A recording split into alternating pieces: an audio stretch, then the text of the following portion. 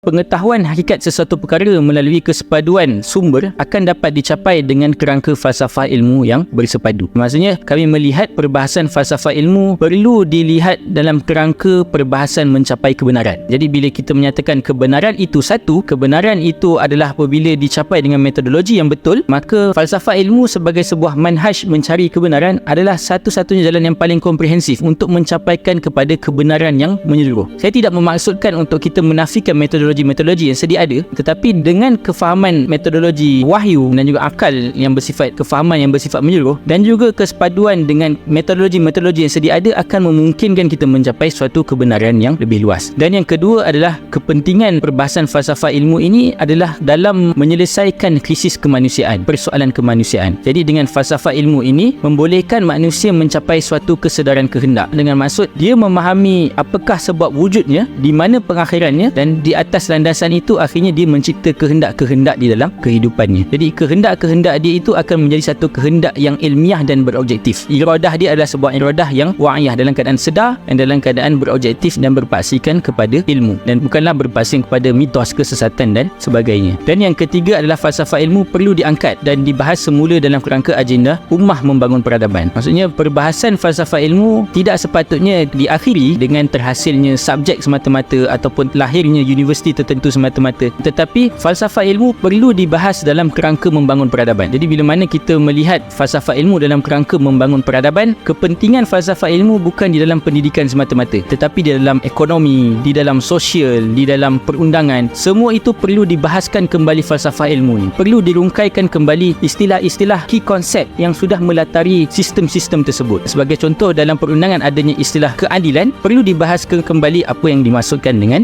keadilan.